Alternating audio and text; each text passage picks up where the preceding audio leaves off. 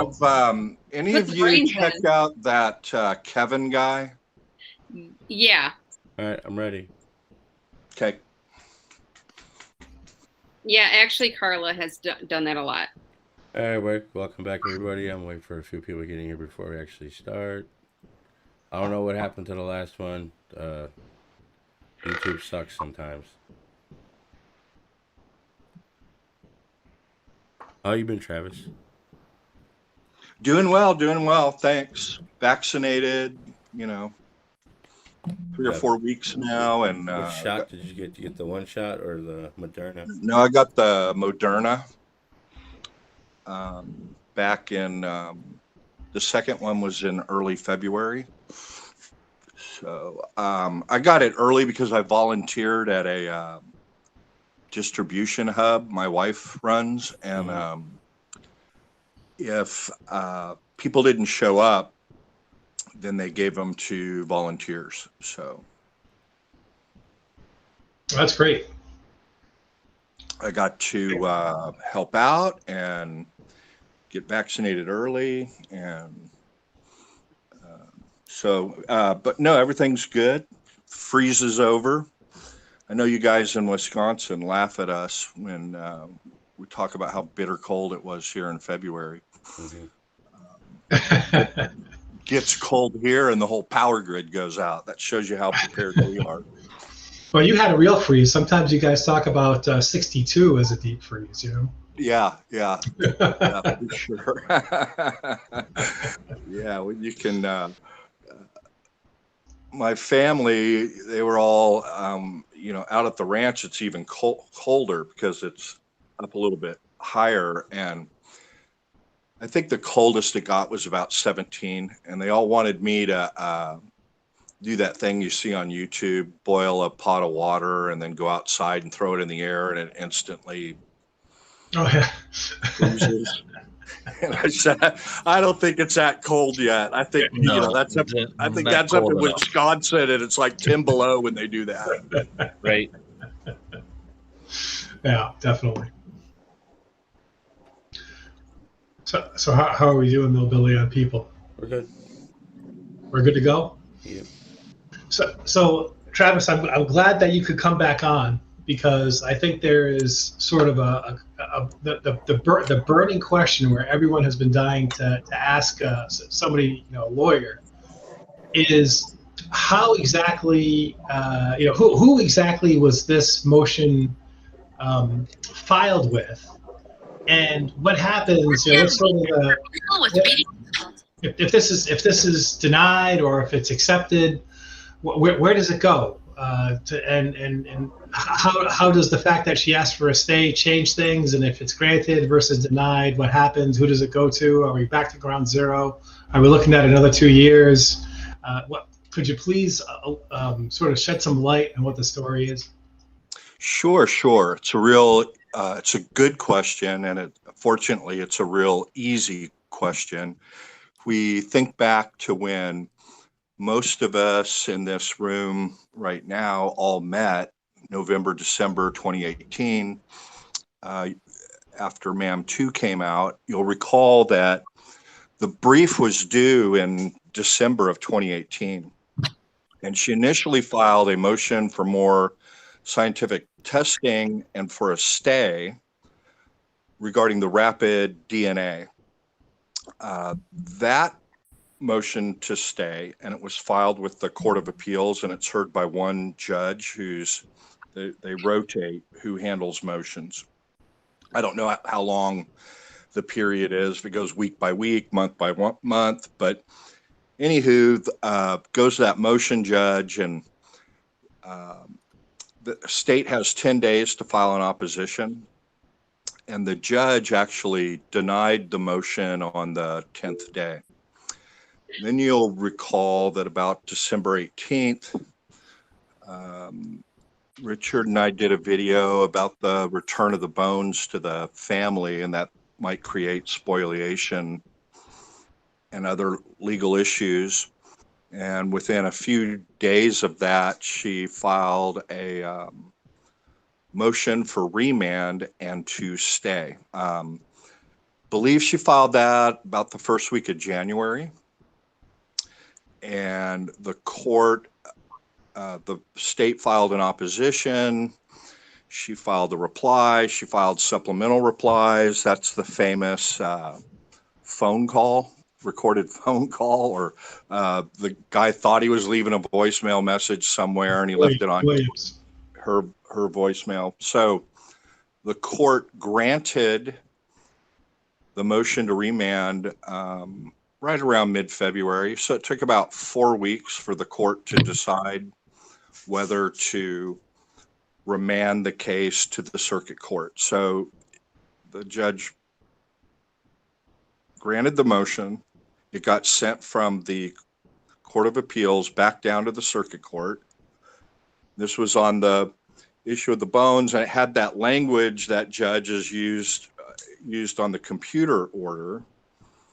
She was granted a remand and a stay back then to get the on the Brady issue, to add the Brady issue on the computer records, and said, and the circuit court shall conduct any hearings necessary to determine the issue.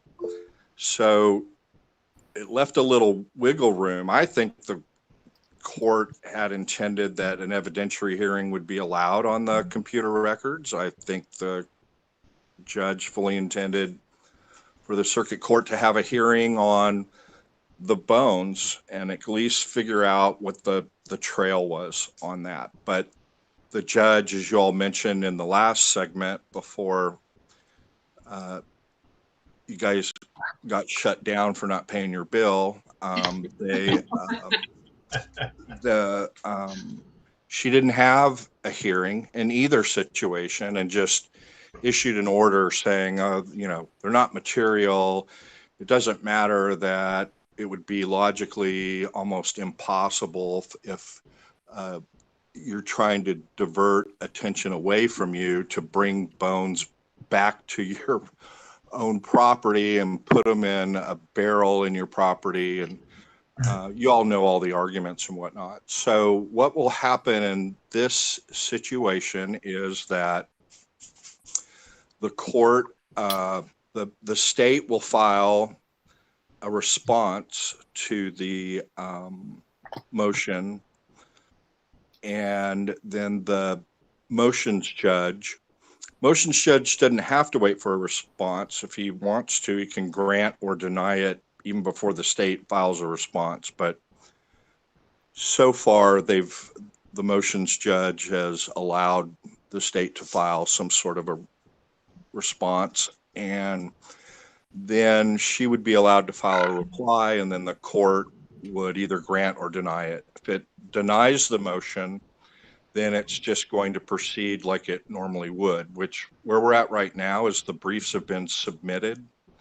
The court originally was going to grant oral argument, but I think because of COVID, they went back and denied it. Millbillies posted stuff about the entry, case submitted. What that means, then it goes to the 3-judge panel for them to figure out where they're, where they're at on the case, where they take a preliminary vote, see where they're at, and then assign it for someone to write an opinion. And then that gets massaged a little bit and everybody signs on to it, or there might be a dissenting opinion and the appeals decided. That's where we're currently at. So if motion's denied, it'll keep progressing on that track. And based on the prior motions to remand and stay, it takes about 30 days to get an answer if the court's going to grant the motion to remand and stay. Takes about a week, 10 days on the one time that they denied it regarding the rapid DNA testing. So if it's a denial, the appeal's going to proceed forward in due course. If they grant it, then it'll be just exactly like the situation with the bones. they send it back to the circuit court, leave it up to the circuit court to determine how it wants to conduct an evidentiary hearing, if at all. Hopefully, if they grant it, the motions judge will give less leeway, less wiggle room, and require the circuit court to conduct a evidentiary hearing. So could I ask a question, Travis? Absolutely. So the very first thing I'm confused about, I guess, is page 1 of the document that Zellner submitted, and the judge that's listed on that submission is our good friend Judge Flowers. So is this submission, this filing that she made, is that essentially to the Court of Appeals, or was it all the way back to Judge Flowers? No, it's in the Court of Appeals, and you can check that on the docket. It was docketed in the Court of Appeals. What you're referring to, every appellate court caption, pretty much, you're required to list who the parties are, Okay. what their status is, and then you're also required to list who the circuit court judge is. What are your thoughts on how now this new brief she submitted kind of contradicts what her other briefs have tried to show what she thought may have took place? Like Siebert. Yeah, so I mentioned in the chat right before it cut off, I don't even know if it made it, that she now has, because there was comments about how solid this witness is, or how solid KZ would have checked out the witness. It's right now she has dueling affidavits. She has the affidavit of the neighbor. You guys will know the names and whatnot. Yep. Says he saw the RAV being driven in. She's also followed. She's also got the where she has submitted that the tracks in the field prove where the car came in from. Right. So, to your question, she can have alternative theories because she just needs to try to get an evidentiary hearing. That's her goal. Well, but on this one specifically, what you have to show the court in a motion like this is that you have something solid enough that the court needs to look into it. It's not, for example, it'd have been a lot better if Jerry Buting or Dean Strang or whoever he contacted could confirm that. No, Willie, there's one thing you're forgetting is Siebert saw the green one. No, I'm talking about this paper boy. This paper boy. So you've got your two RAVs going in there. One's going in the back, the green one's going in the back, and the blue's going in the front. Right. So what's at play here is whether there's a Brady violation. Which, if this is true... So this is important to understand.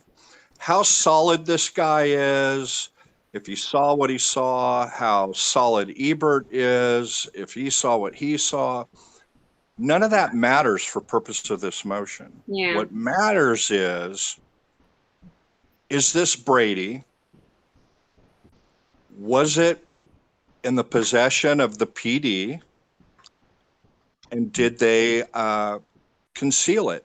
And now under Wisconsin law, it's good. You don't have to show a bad motive. All you have to show is they didn't turn it over. So what's important here is, does this guy have enough credibility that, it's worth taking a look at least whether he called it into the police department, like he says he did in his affidavit. But that's why it's in the affidavit, because she's showing that, hey, this is a solid Brady violation. And we all know what happens if you have a solid Brady violation. It's new trial granted. So yeah, she is trying to get the evidentiary hearing, but she's trying to get it through a Brady violation. So all of the stuff about the plausibility, this or that. Well, I just find it funny that Natter's interview was exactly a month from when she filed this brief. And I went back and watched it again, and she sounds very confident on what she thinks exactly what happened and exactly what took place. Yeah, but that's pretty par for the course. That's what she had at the time, and it fit the bill. If she may have very well known about this already, he just didn't file his affidavit until yeah, Sunday. you don't wait because there's a problem in that you see what happens when if you file the motion before anybody's filed any briefs. But then again, when But- she got that voicemail, But she submitted it's that. unheard of to wait this late Yeah, I don't think she to waited file a because motion to remand. Because as soon as Is she, this something that could be procedurally barred, Travis? no, because this is new information. That's why she's got to get it. That's why she got it filed immediately. I don't think she had time to check just like everything the out. voicemail call about the bones. Yeah, so I don't think she had the time to check it out. I think she will be. Now, she obviously sent an investigator to Wisconsin to get him to sign the affidavit. And that affidavit was obviously prepared by her law office after some initial interviews. But I'm hoping to God they fact checked everything some way, somehow. But I don't see how they would. How would you fact check it? You need So well, if she can obtain all the Manitowoc audio that they may or may not have anymore. That would be one way, but then, like Braun pointed out, he may have actually but there's no call. You can find out what day he went in there, about what time, and then you can find out who was working. Yeah, he said he called. So what if there's no audio of it? Well, that doesn't prove anything either way. If you have an agency that's going to plant blood, like that's why it's not a big stretch to hide the audio. So how do you check it? So you talk to Barb and you talk to Ma and Pa and say, "Was this guy your paper guy?" And then it's already been confirmed. I talked to Earl. Okay, so that was the paper guy. Well, we don't know that he confirmed that they got the paper. Didn't know the guy, but the paper did come to the property. That's a fact. Yeah. So the question is, did the paper come to everybody on the property, or was it delivered to one specific address? That's what I'd like to know. I don't know why. If he called from his cell phone and he has a large carrier like Verizon or AT&T, they'll probably still have that cell phone record. As long as he didn't change carriers, or if he had, would they still have that data? They have the data forever. Yeah, that's right. Because I remember a case recently. They went back. This happened like last year. They went back to 2005 case that happened and retrieved phone records and got cell phone pings, and they were able to convict the guy of the crime. Yes, that's possible. Well, this is even easier, right, Jeff? All it is the fact that he called the non-emergency number, or the emergency number would show on a typical phone bill, and he was on the phone for how many ever seconds or minutes. That data is still probably around, right? That he made the call. Like for instance, the voicemail that speaks for itself. The Kremen Ramlow, he's got text message to help back up what he took place. He tried to notify Scott, get in contact with your attorney. She ignored him. Why? Who knows? Which that is that she had the time to do. I think they're in the process of sewing all of that stuff up. And as they get more information, like she did with the Bones motion, she filed 2, if not more, supplemental briefs. One, she attached the voicemail message. One was something else. And so she'll be doing that, but she doesn't have the time uh, to check all of that out. Now, he can get his records, right, Jeff, and request them, but that's going to take some time, right? If he still belongs to that same carrier, then he can probably do that. If not, Zelma may have to subpoena them from that carrier. She has no subpoena power right now. So what, and they're not subject to open records request, obviously. So he would have to get them, or he could sign an authorization to allow her investigators to try and check it out. Now, so what about if he called from a landline? Would that info still be around? Maybe. Who uses landlines? Jeez. Dassies to go on the internet. Yeah, it should be. It should be if it's a major carrier and not some carrier that's gone out of business. A lot of people were, switching to the dime a dozen carriers back then. That might be a problem, but if it's a major carrier, back in 2005, I had U.S. Cellular.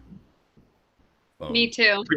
For your wired carrier? No, I had a Time Warner Cable for my phone, house phone. Yeah.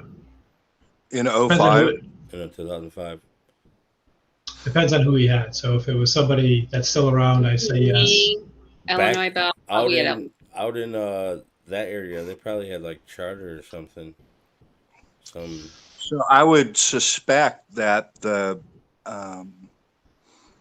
AG is going to be having the sheriff's office do the same thing, check through all of your, because they have a record too, right, of all of the calls that come into their facility. Does everything have a Calumet County? Here, I'll just show you. It'd be a lot easier to show you than to explain it. But he called Manitowoc County, right? Apparently. He said he called MTSO, I believe, is what it says. And obviously he called after Stephen Avery was arrested because they said we already got our man. No, they said we already know who did this. Yeah, same thing. All right, we'll just go to. Well, he says the night before the car was found, which was the 4th, right, in the affidavit. Well, it was the 5th. Morning before dawn on the 5th is when he saw it happen. Okay. All right. 4 a.m. Here we go. We got the Calumet County Dispatch. This is just for the 3rd. We got Channel 6 and Channel 7, which is the dispatch lines. If I go to folder 1, Channel 1 is the transmissions. We'll go to just one of the days. It starts at 6:02 in the morning and goes all the way. That's their comm program. Yeah, I'm just saying, but it goes all the way to midnight. You see how many calls are here? Now we're gonna go look at Manitowoc's audio for the 3rd, and let's see music, Manitowoc audio. Bring this over here. All right, we got the 683-4201 and 683-4202. There should be a 683-4200 because it was published in the paper and all over the news. So we got this line. It's got a total of 49 calls, and then we got this line. It's got a total of 30. We'll go to this one. We'll go to track 1. Only 3 of these calls are pertaining to 160 Deputy Hornet. See, this is a transmission call. 453. 209. But some of those calls are linked to the telephone system, right? Because we've heard it on Calumet, for example. But there's officer transmissions mixed up within dispatch calls. It shouldn't be that. Mm. 160 Deputy Hornet. Yeah, it should be dispatch. It's not. It's intertwined. And if you go to the radio transmissions, okay, the 3rd, we have 4 files 4. Now, if I go over to Calumet's transmissions for just the 3rd, and it's all the calls in time.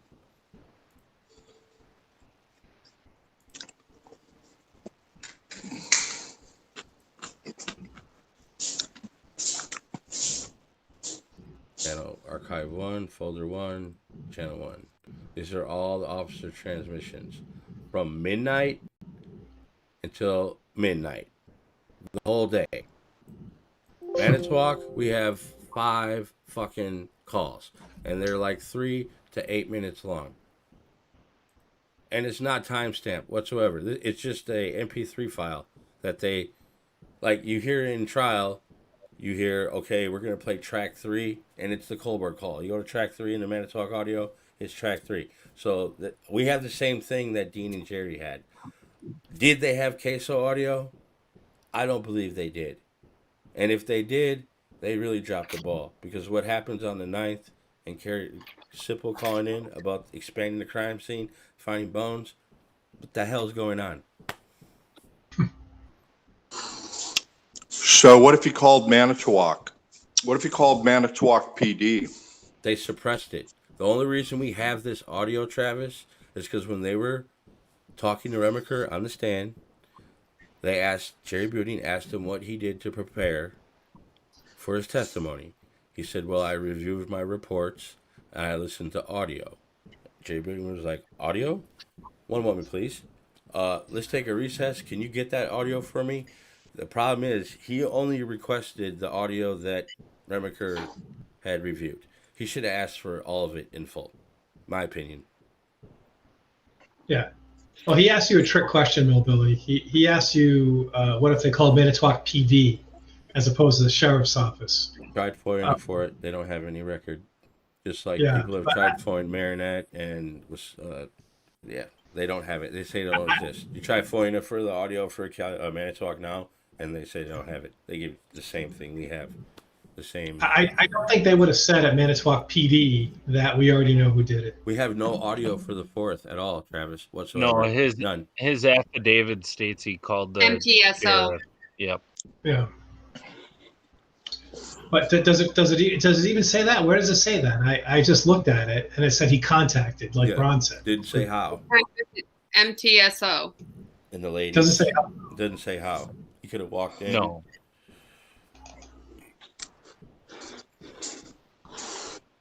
Yeah, it doesn't say. And you combine that with him not being able to remember the maker model of car he had in 05. He was probably with Racklow and he ran into Andy at the service station. So, but, I was talking with some other people about that, well, what if, I don't know how old that person is, but what if he was still, he's a paper courier. So usually typically, it's not like when we were kids and delivered papers on our bikes. The paper couriers I've seen in those rural areas are older folks. But anyway. I used to do it. And I did it in my 20s. I did it for extra money. There's 4 distribution centers for that paper, the Herald Times in Wisconsin. Appleton, Manitowoc, Calumet, and Sheboygan, I believe. So he may have been using, a parent's car, or his car was intermittent and he would use his girlfriend's car. The location of the paper distribution place where he would have to go to get papers is right by the sheriff's department. Why can't he remember what kind of car he was driving? Why are they pushing it? That boggles my mind. Gets Dr. Silkman his palm print. Yeah. Bloody. Well, and that's like I said, Travis, you had come in afterwards. I think it would have been even more telling because he says he comes in and he sees him pushing it, but he doesn't anywhere in this affidavit state that he saw the tire cover, which said RAV. Yeah, I wouldn't expect him to if what he says happened really happened, and Bobby went out into his path to where he had to drive to the right into a shallow shoulder area to get out of there. He isn't really going to be looking. No, but he passed him twice. He passed them coming in And going out. which is when he Yeah, would have but they're seen they're that pushing they're pushing the car. You're not going to right, see but that's when you would have seen the RAV on the white letter. No, you would be in front of it pushing the back of the car. No, you're not. I don't think you're understanding what I'm saying, Travis. He drove. When he he pulled pulled in into the rear, Avery's driveway. when He he drove pulled in- right past them. They were on the Yeah. right shoulder, pushing the car, and he delivered the paper. And on his way back, Bobby Dassey tried to stop him, and he went into the ditch to go around him. I get that, but you're talking he about would've the wheel cover with the RAV4 on the wheel cover, right? which is at the back of the car. So when he pulled in onto Avery Road, he would have been. They were pushing the car when he came on the road, so they would be blocking the view of the wheel cover. One person would have to be steering, so one person would be at the back. And obviously the guy moved to the passenger side of the car because he was ducked behind, according to the affidavit. If it's even truthful, who knows? I surely fucking don't, but this throws a monkey wrench in a lot of things. But he says a dark blue RAV4, right? He said That's what KZ says that he said. So there's a lot of stuff, which is why you'd need an evidentiary hearing. You know, how did you know Yeah. it was a RAV4? You know, I saw it because of the big white RAV4 on the tire cover. It's about the only thing I could see, How do other you know than it was a dark guy blue with when his it's shirt dark off and, you know, a taller guy. Does anyone know how tall that other individual he is? said 6 foot, about 6 foot. I saw a photo of him with a gray beard as described in that affidavit. He was standing next to, Pickup truck? was that a pickup? Yep, he's Or also- he's also on a a motorcycle. soccer mom He's van? also on a motorcycle. Yeah, he's a biker. I saw him standing in front of what's either a pickup or a mini or a soccer mom Bobby van. Dassey called him more than one time. At 3:05 on the 31st, But he looked a lot shorter then 6 foot. Yeah. than 6 foot in the photo. But I'm like, well, if that's a pickup truck, a big pickup truck, yeah, it's hard to say. But if that was a soccer mom minivan type deal, then he's definitely under 6 feet. But it was hard to, it's hard to say. There was a report of a vehicle parked right on the 147, like directly north of Avery's trailer on 147. Some lady comes to the checkpoint and tells the officers about it. So I think you're going to see supplementary affidavits from String and or Buting saying, Well, Beauty already tweeted that he don't know what the hell this guy's talking about. that he tweeted what? That he don't know what the hell this guy's talking about. Has no recollection of this He happening. acted like it was all new information, that he was never informed of it before.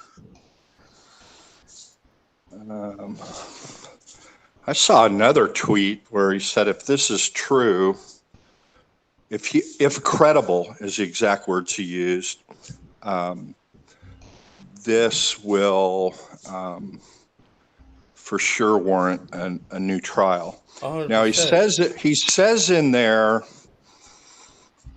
he says in there,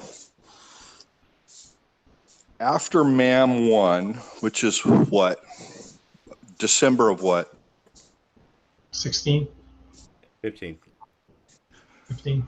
10 years later, he says, after I saw MAM 1, I called, what does he say, trial counsel? Yeah, the Yes. trial counsel. So that could have been Dean. Buting's office, String's office. Or couldn't they have also called the DA's office? Well, he says trial counsel, so it could have been, but let's just say it's Strang or Buting. You know, he doesn't know who he called. What if he So if he contacted called, Lloyd? let's just say he called Strang's office and, hello, Dean Strang's office. Yeah, my name's so-and-so, and I've got some key information on the case. How many calls do you think Buting and Strang got after Mam 1 like that? Anyway, so 20,000 a day. they would have told their receptionist, hey, look, you need to let them know we're no longer on the case. If they have information, they should call this number, or they should do this. And, you know, they were probably being inundated. And so he may have called and was told, he may have left a voicemail message, and it just dropped through the cracks. That stuff really wasn't too important to me. What's really important, and hopefully can be corroborated with some sort of records that Jeff was talking about, is a call or an appearance in the the Manitowoc Sheriff's Office to make a report of that. Apparently, KG gave more detailed information when she did an interview with John Ferrack yesterday. Awesome. Interesting. Have to look at that. So Travis, with regard to the order that things are going to happen, you mentioned an evidentiary hearing. Would they, if they deem that this is serious enough to warrant a Brady violation, would they first have an evidentiary hearing to establish the credibility of this guy, or would? Yeah. So step one is the court has to, the appeals court has to grant a motion. That's step one. Then step two would be, it would be sent to the circuit court to conduct any hearings necessary. Hopefully they'll just order her to conduct a hearing rather than put that wishy-washy language in. Mm-hmm. And yeah, they would, both sides would be able to question him. And if the court had any questions, she could ask, but, you know, okay, you say you report, you know, how did you report this? How did you contact them? Phone or in person? And then if he has real solid, clear answers, and then hopefully some documentation. Well, right away when I heard about this, I went to Bobby Dassey's phone records. Who was he contacting around that time on the morning of the 5th? Prior or after? So could the question is, could the judge sort of dismiss the credibility of this out of hand, even if it did happen? Let's say that it did happen for a second, but this is all we have. We don't have anything else. Could Judge Flowers sort of dismiss the credibility of this witness out of hand and say, nope, my ruling is I'm the judge. He's not credible. At the end. Yes, the circuit court is the finder of fact, and now if it's a clearly erroneous finding of fact based on records of some sort, or hopefully a recording, I'm not really holding my breath that there would be a recording. What did the neighbors say about telling law enforcement that they saw the RAV being driven in, followed by a white light Jeep vehicle? What? Well, we don't have any documentation of him actually contacting Manitowoc Sheriff's Department, but we have the audio for the 9th when his daughter calls about him inquiring about cars driving in and out of the quarry, and he didn't say police officers, but then they radioed to the guy that's at the Avery checkpoint. He is then taken off that checkpoint and sent home. Does the affidavit say that does his affidavit say that he provided law enforcement that information? Yeah. Secrets, I don't recall. I have to read his affidavit again. Okay. I have a quick question, Travis. So much information. Is it possible that whoever rules on this, if they say yes, we believe that this is credible or whatever, does the defense have the right to appeal that initial decision?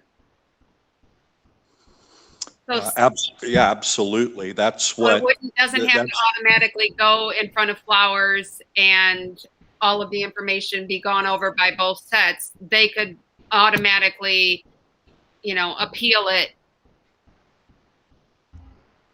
Is that right? Yes. So Okay. on Jeff's question, which was now I've forgotten. What was it, Jeff? Yeah, It's a couple, but go. But the judge could rule in their favor, and then it would go. Could they rule without a hearing? Yeah, that's exactly what she did on the affidavit we were talking about. That was part of,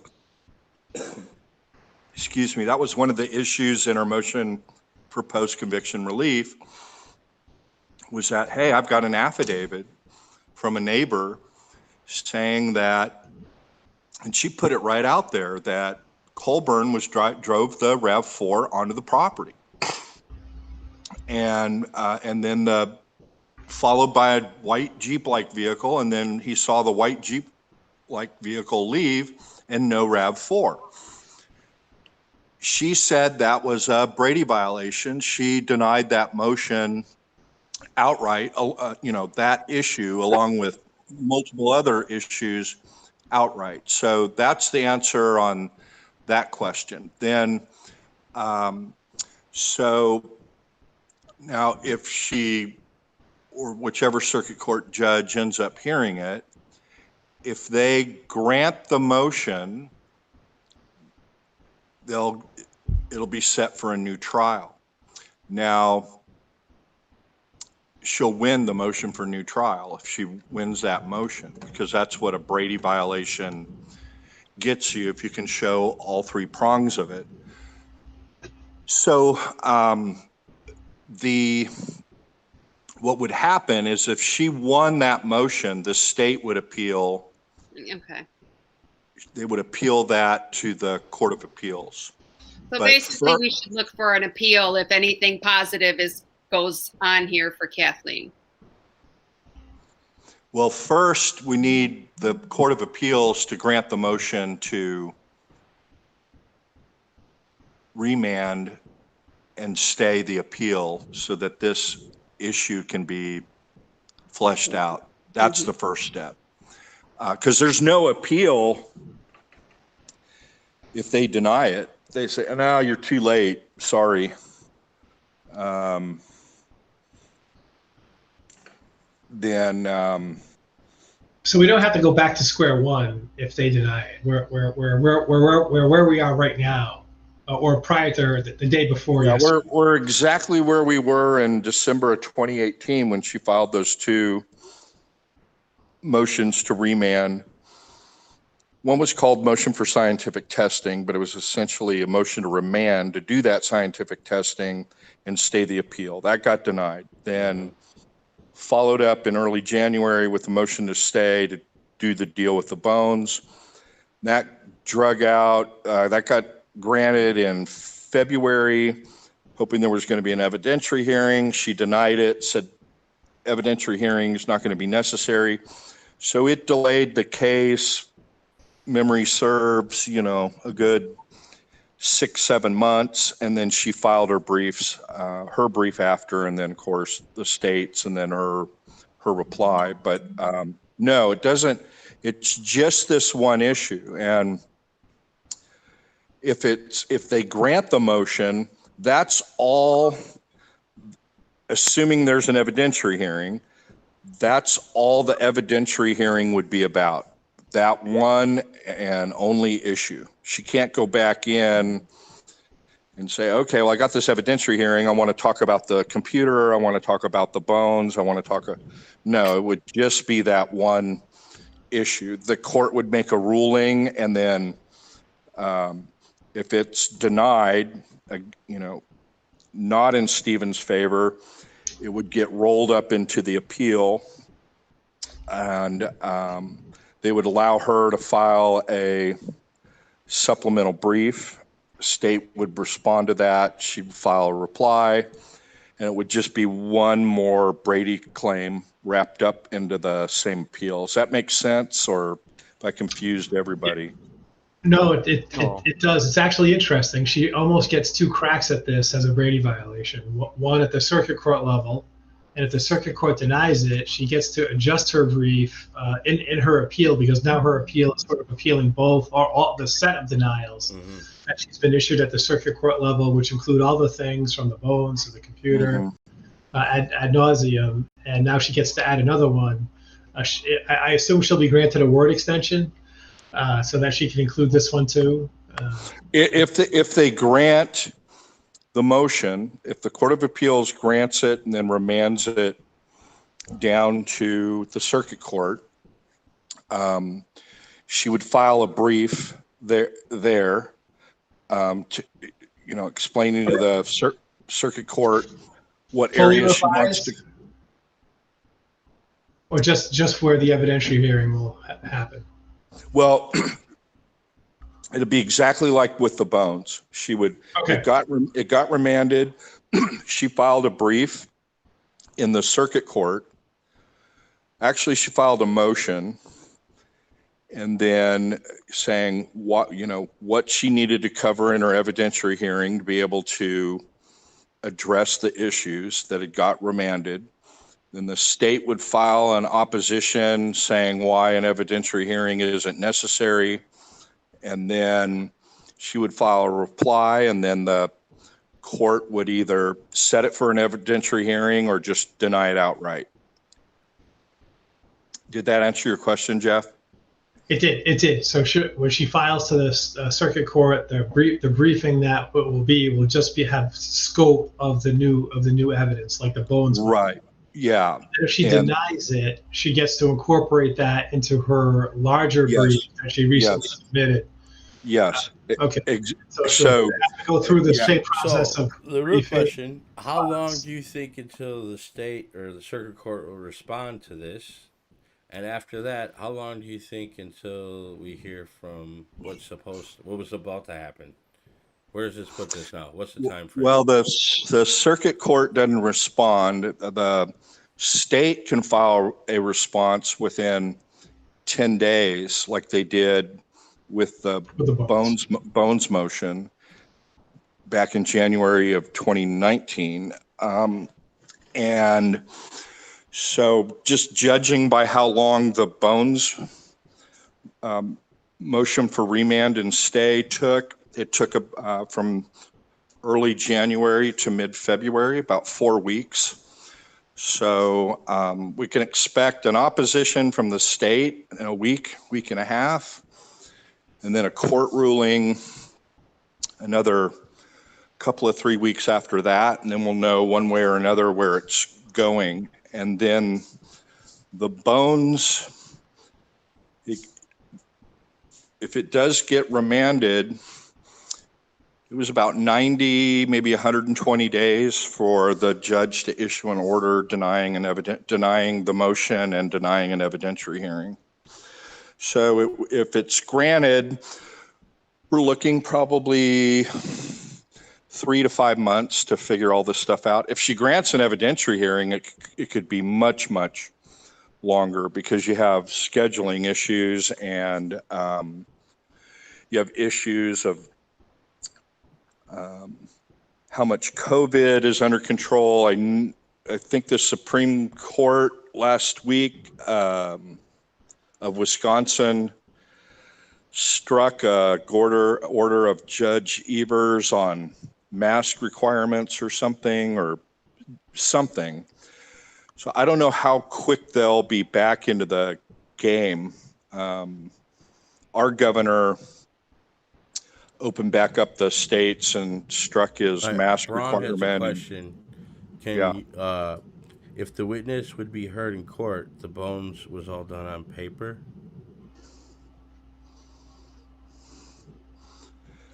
I'm not sure. That particular motion was all submitted on paper. There was the only paper it was based on was the evidence logs and the entry where they returned those bones, and the queso entry where they returned it to the funeral home, and evidence that she didn't have those last 2 pages of queso, and that's why she didn't know about it. Yeah, but it was all submitted on paper. There was no testimony, no hearings. It was all based on briefs, is the way we call it. And you all are familiar with, at the time, what the paper was that was submitted, was attached to her motion. Mm-hmm. So there wasn't a question of whether bones were returned. It was legal arguments on what's biological evidence, what's material, what is the meaning of the subparagraph 1 and subparagraph 2, and what makes it material. And state was arguing, well, it's not material at all. And then that's where she said, well, yeah, it's material, because there's no way a murderer would dispose of a body in a quarry and then bring back bones to their burn pit. It would make zero sense. That the state could make that argument about the RAV, right? The way the murderer would get the RAV off the property and then bring it back on makes no sense. Well, so here it's a Brady violation because it denied what they actually tried to do in the trial, which was establish third-party Denny suspects, and they were denied that because they couldn't show a link. But if you have the third-party Denny suspect with no shirt in November pushing the back of a RAV, right, and that ends up being credible, that's a direct link. And that's what the tweet I saw Buting make, that's what I saw. I'm not really concerned about the trying to contact, quote, trial counsel, unquote, 10 years after. It's about the Brady violation. Well, if this is in fact true, it blows the 2 RAV theory off the water. 100%. Yeah. So, Travis, how I was going to ask you that, Millbilly. Why does it blow it out of the water? Because it's got the 2 people planting it on the property, which means they probably planted like KZ said in that Natters. But see, so they would have been having to push this down the highway and then turn right onto Avery. That's why I don't understand why they're pushing it. That may be your second RAV right there. Yeah, I think that the reason why they pushed it, if this is true, the reason why they pushed it down the driveway was to not have the headlights come down the driveway. They had a key. They drove it from where it was to the end of Avery Road, and they shut it off and started pushing it. It doesn't make any sense at all. Yeah, that's good. That's good. Because you can't get to... Too risky to push it on 147. You can't get to the pond by going down that road, right? You got to push it past some houses. You got to go past Maj, you got to go past Chuck's. And then you go down into the pit. That's a long... It's a long way. I'm going to measure the distance, see how long it actually is. Plus, you got to go up from that location. Let's not forget, Earl talks about the fact that he didn't let cars down into the pit on that day because it had been raining and it was all muddy. He also states that he let people drive through into the property on the morning of the 5th before Pam came, and he doesn't recall them leaving. Yeah. He let them drive into the yard.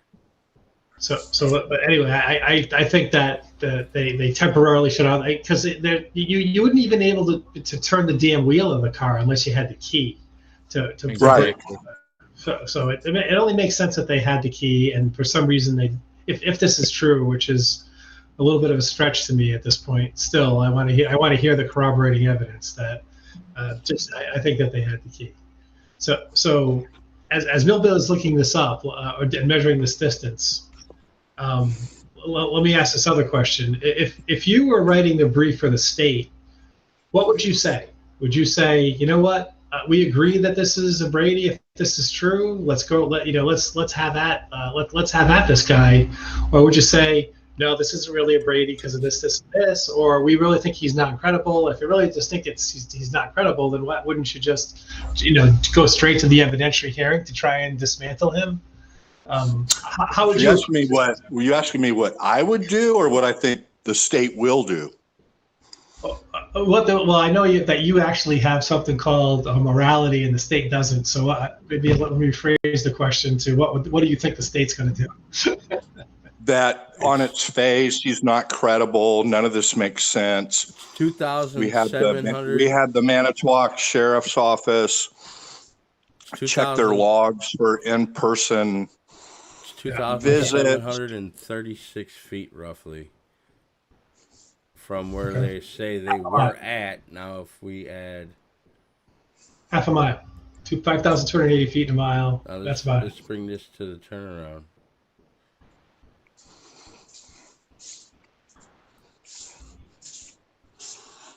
If they in fact pushed it all the way from the turnaround to the Avery property, which explains why he'd have his shirt off. He'd be sweating his balls off walking that car.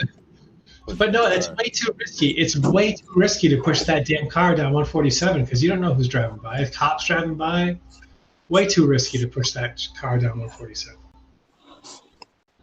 And they never documented how much gas was left in the gas tank on that car, right? I've seen posts that there wasn't enough, like on Reddit. Like 3 years ago, that there wasn't enough. We know gas. that she filled her gas tank up in De Pere, topped it off completely on Saturday. Yeah, we have that receipt. But do we have any indication? Oh, we have photos. They would have had to push it 2.26 miles. Oh, God, no way. No way. Unless they're just really drunk and really high and have no sense of what the hell they're doing. I could see that. But you would say, so again, back to my question, if you don't mind, that the state could argue that, and the judge could say, you know what, we concur with the state. We don't need an evidentiary hearing to prove the last. Yeah, that on its face, there's not enough. It's speculative. So they haven't shown enough. They haven't shown why this guy has come out of the woodwork. Why he's, there was she another. She does put some corroborating evidence into her brief to the circuit court if she really expects there to be an evidentiary hearing. She better have more meat than she has now. She probably does, but she better have more than we have. Yeah, I would think so, because we may see in the opposition to this motion within 10 days that they said, we've contacted Manitowoc County. They have a record of every phone call. We've asked them to go back and double check. There's no phone call. They also have logs of every visitor that comes in. Now, that could be strategic, and that Kathleen is hoping that they do that. And then, she's got something that she can attach to a reply. Here's his phone bill. Explain that. Or here's this, or here's that.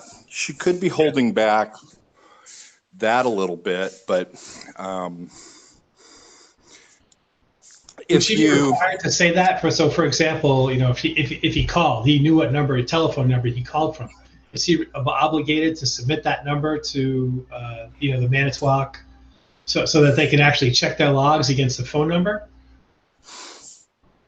Trust me, they can get that. That's in their database, but they would know. So they could, but that's one of the things they could say, Jeff. They could say, they don't provide, they don't indicate how he contacted, and they would quote the language.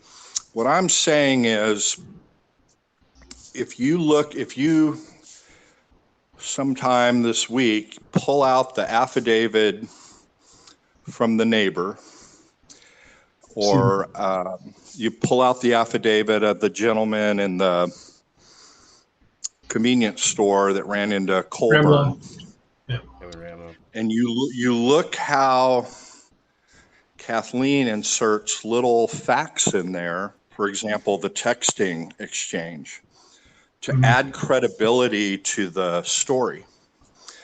Because courts are generally going to be like, well, a little skeptical. Why now is this coming out? Why? He has 100,000 reasons. Right. And so having that thing about the text messages instantly added credibility. Is it Ramlo? Is that Ramlo? Correct, yes. Added credibility to Ramlo's affidavit. It did for me, at least. And I'm not sure how much she had with the neighbor, but I remember there was a couple of things in there. He gave a media interview too, I think, that guy. And, so right now, it's just a guy who's delivering papers early in the morning. Nothing about how he knew it was a RAV4. Nothing about how he knows Bobby. Did he put two? Yeah. So did he know him before, or did he put two and two? Did he put two and two together? No, I can read you what he says. And I think you're right, Travis, because he says that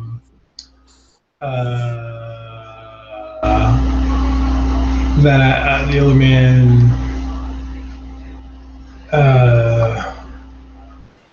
I witnessed an individual who I later realized was Bobby Dassey, and another older male. So he doesn't give any time frame for later, but for sure that means he didn't know who it was right away. So that means he came to that realization later. We were talking about that on the last live. That when is this later? After watching Man 1, or is this later after seeing something on the news on that same day? Because Bobby wasn't somebody that was regularly. What if he's referencing Stephen Avery when he had that long beard? Yeah. Stephen Avery's only 5'6", so but still though. It wasn't Stephen. Yeah, so I don't know.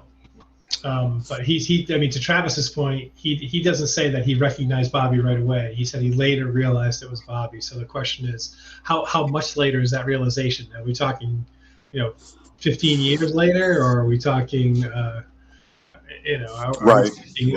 A week later when he saw a news article and said, "Oh, this is the nephew," and Bobby wasn't featured very much in the news. So, so to get this motion granted, she's got to have enough to where, just like with the bones, that, hey, I've got evidence logs, I've got the CASO report, they returned these bones, and here's this statute.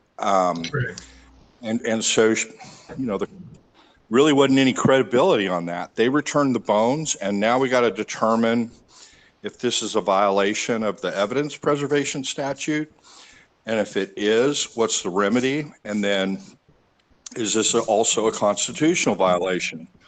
And this, though, with eyewitness testimony, like I said before, courts are always a little bit skeptical. So you have to put enough in there to show that it's worth pursuing, as opposed to the guy in prison who did that jailhouse confession. Here's Siebert's affidavit. I am legal majority, blah, blah, blah. I reside at 1248 Jammo Creek. I live at the address October and November 2005. My house is located immediately northeast entrance of Verdant Sun's gravel pit. November 4th, 2005, I became aware of the news media. Teresa Halbach was missing, that one of her last stops was Avery Salvage Yard from media coverage. I learned that Teresa Halbach, Toyota RAV4, blue-green in color. I am aware that Teresa Halbach's vehicle was found at Avery Salvage Yard on November 5th. Sometime before Teresa Halbach's vehicle was discovered, I saw a similar vehicle matching in color, style, and size drive into the Verdant Sun's gravel pit on the access road just south of my house. I remember this vehicle had the same square wheel and cover on the rear cargo door as Miss Halbach's RAV4. I saw a white Jeep closely follow the other vehicle down the access road into the gravel pit. The Jeep looked like an older model, had paint chipping off the hood. A short time after two vehicles entered the gravel pits, a Jeep exited gravel pits, again using the access road just south of my house. Nothing was promised to me, given to me. He doesn't say how he contacted, who he contacted, or anything. But Queso tried interviewing him when they reopened the 2017 investigation, and he did not talk to them. He refused to. I wouldn't be surprised if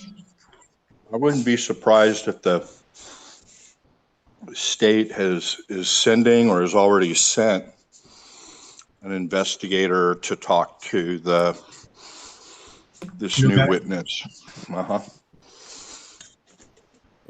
does Gatorine come back out in Chimern again?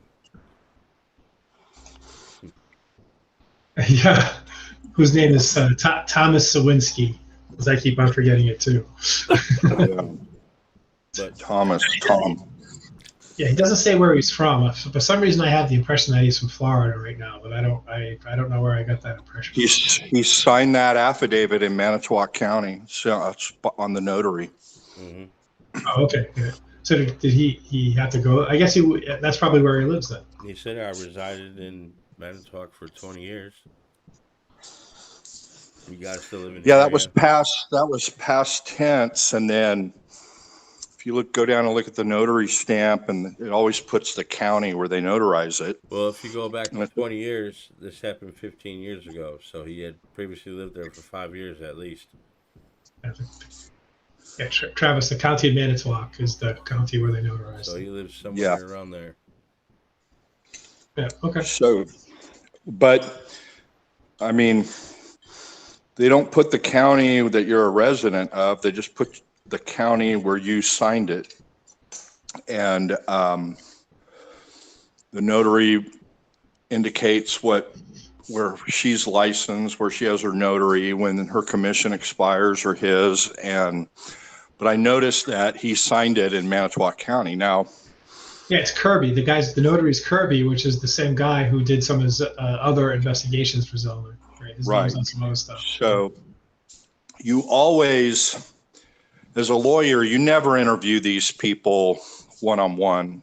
You have your investigators do it, or you'll sit in on an investigation and then pass them additional questions. And the reason why you do that, why you have a third person private investigator do the interviewing, is so you don't turn yourself into a witness in the case. Because if you become a witness, right, you're conflicted off the case. You can't be the attorney of record in a case that you're a witness in, with some very minor limited exceptions. So that's why it's always done through a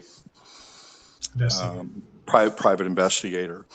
And she's been using Kirby and Kirby for everything. So.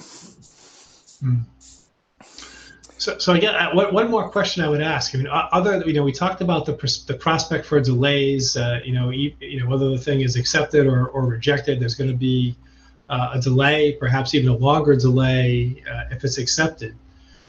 Is she through the submission sort of rolling the dice in any way that you can think of aside from lengthening the thing? Is she putting her credibility at risk potentially, if, by submitting this, if it turns out to be deemed non-credible, or is there any other way that she's sort of rolling the dice by doing this legally?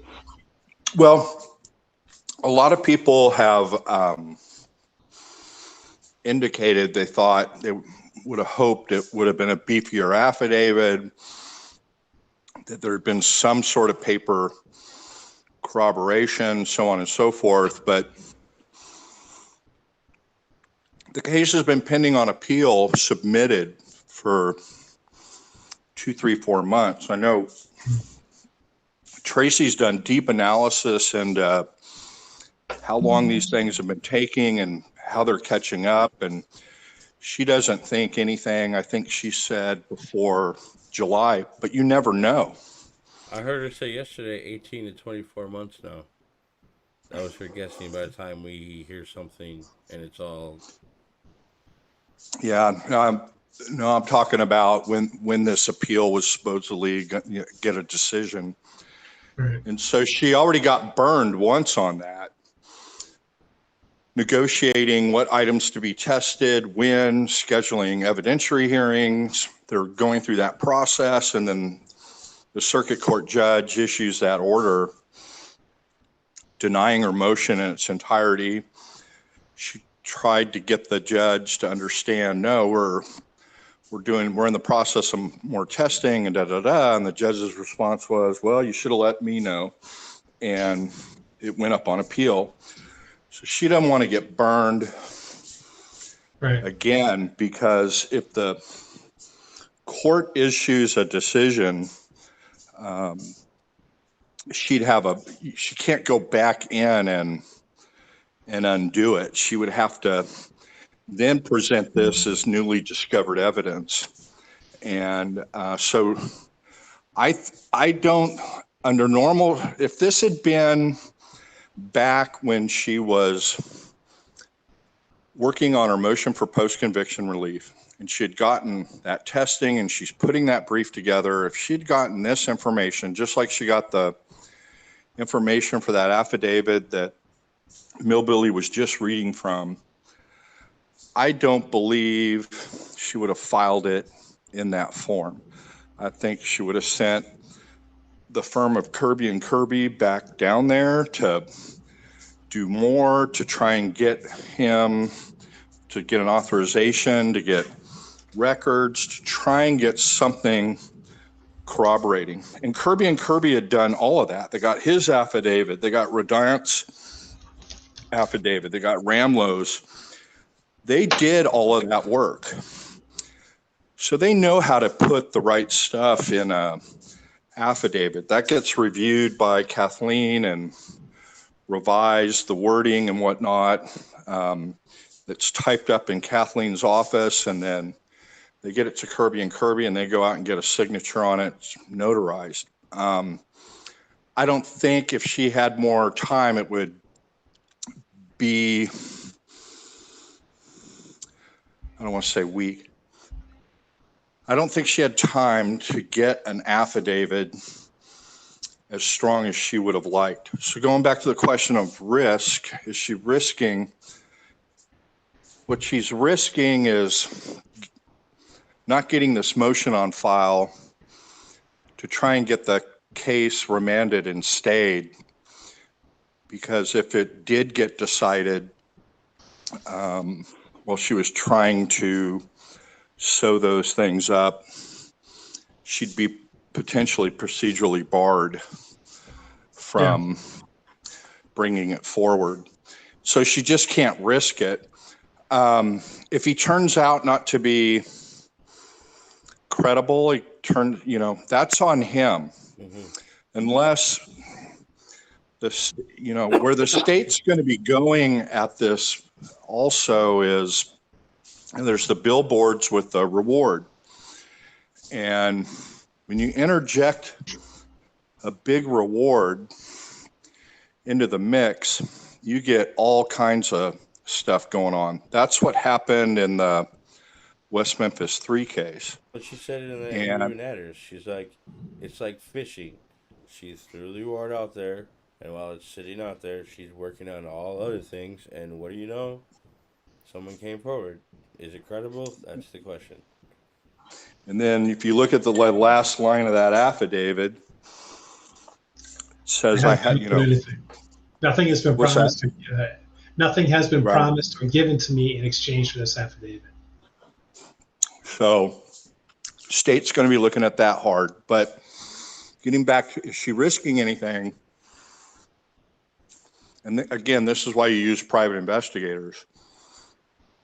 Unless somebody could show that, she knew this guy was full of BS, or worse, she was instrumental in, fabricating evidence and coming up with this witness. Barring that, no, it's not much risk. She's got more risk if she had the information and did nothing with it. So going back to that jailhouse guy, she commented on that, and she said, this guy has no credibility whatsoever. We're not going to do anything with this. Mm-hmm. Yeah. But you guys would know better than me. There were certain things. It was a good narrative, but there were certain things that we just know couldn't have happened, right? Mm-hmm. He was driving down Avery Road at Teresa Hallback, and right near Stephen's house. Teresa Hallback stepped in front of a RAV4 and he ran her over and got nervous. That was his affidavit. Mm-hmm. That's right. So some people go, why didn't she run with that? And no, that would be a risk. That was revealed to the producer of that movie that's yet to come out, and he turned it over. Convicting a murderer. Travis, what are your thoughts on that Colburn filed for divorce the same day as his mediation hearing for his lawsuit? I wasn't aware of that. I wasn't aware of that until a couple of days ago when it was brought to my attention. Kill two birds with one stone. Yeah. He was going to give it at the courthouse anyway. Well, one's in federal court and one's in state. He's down in Arizona, right? That's where he filed it. No, Manitowoc. Oh, is he back in Manitowoc? Yeah. I think Link is the one in Arizona. Link is the one that moved to Arizona. Colburn still lives in Wisconsin. Oh, okay, Link. I thought Andy retired and moved to Arizona. I'm wrong on that. It was Link. Okay, so. Yeah, he wasn't going to move away from his safe house. Yeah, the timing on it probably means nothing. If he got a recovery of any sort, recoveries of that nature, unless and there's no lost wages claim on that because he's retired. It's going back to Ludwig. His lawsuit's going back to Ludwig for I guess they're going to go to an evidentiary hearing now, because I'm assuming Netflix wants to dismiss the new charges he's trying to raise from MAM 2. And yeah, the judge has already said he's going to deny that. Yeah. So, who knows? But he's going to grant the dismissal on the claims in MAM 1.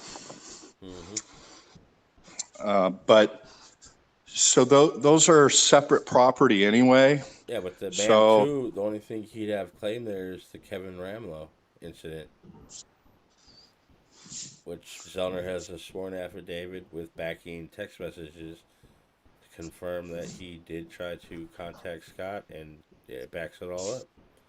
So, yeah, I don't know. From what I hear, his wife is the one that filed for divorce, not him.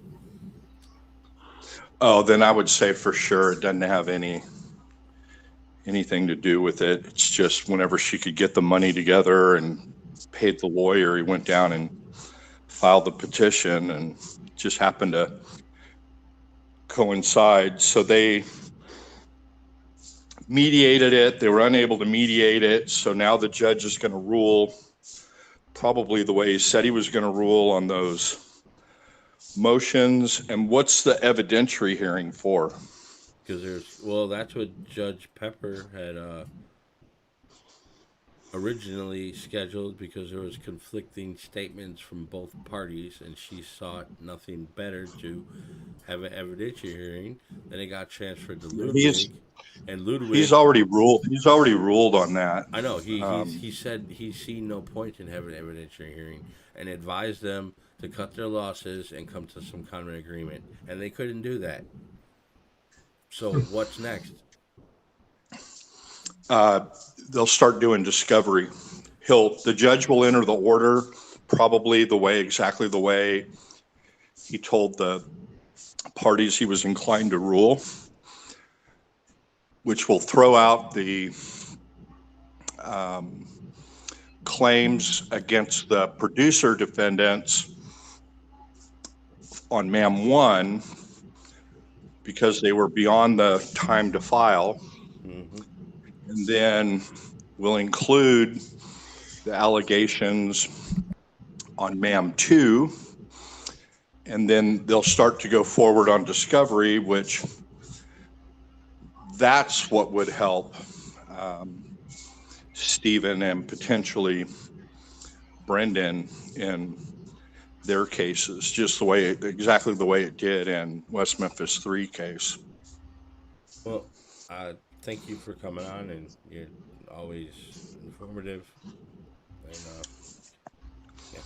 any final questions for him? Either of you? Not that are going to be short. I can answer them yes or no. The main thing is look for an opposition in a week and a half. Yeah.